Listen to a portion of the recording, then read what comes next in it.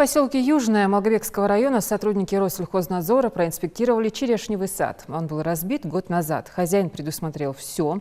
Собственную метеостанцию, капельное орошение. Деревья прошли первую обрезку.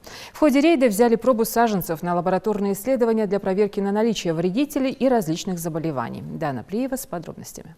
За прошлый год посажено 35 600 саженцев на всех этих гектарах.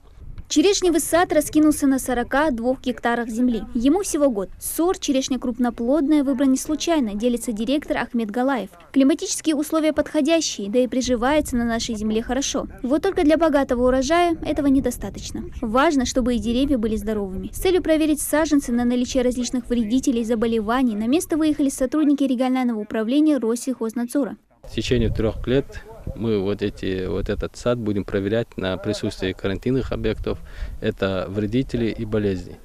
Ну вот в этом году сейчас мы начали уже обследование, проводим отбор проб для направления их в ФГБУ Кабардино-Балкарский референтный центр для определения его фитосанитарного состояния. Мониторинг на наличие карантинных объектов ведомство проводит с конца апреля по октябрь. Проверка охватывает всю территорию республики, а это около 8733 гектаров и больше 2500 проб.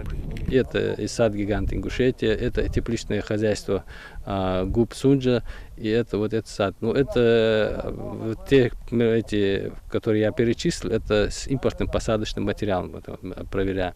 Также у нас проверяются все государственные унитарные предприятия, крестьянско-фермерские хозяйства и сельские поселения. Если найдены нарушения, на участок накладывается карантин и выдается предписание о локализации и ликвидации очага. Территорию проверяют в течение 3 лет, и только по истечению этого срока карантин будет снят. Впрочем, о качестве приобретенных саженцев директор предприятия не переживает, ведь к созданию собственного сада Ахмед Галаев подошел со всей ответственностью. Полностью была обработана земля, сделана разбивка столбов и проведены работы по подготовке почвы и посадке саженцев. Деревья прошли уже первую обрезку и опрыскивание от вредителей. Также мы работали навозоразбрасывателем, делали удобрения.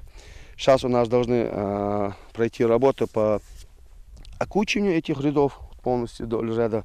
Есть специальный агрегат, купленный, окучивание будет. Потом следом же будет проведена работа по дискованию и роторной обороной. Для тщательного ухода за садом агрономы используют и современные технологии. В середине сада установлена маленькая метеостанция. Также задействовано капельное орошение. Забор воды происходит с Алханчурского канала и затем идет на фильтрационную станцию, расположенную тут же. Поступая в центральную трубу и пройдя все степени очистки в этих фильтрах, вода попадает в поле. Вода по центральной магистрали, вот она по 225 трубе проходит, после чего она попадает, переходит в эти трубы. Здесь у нас стоят электроклапана, то есть в будущем это все будет подключено к компьютеру.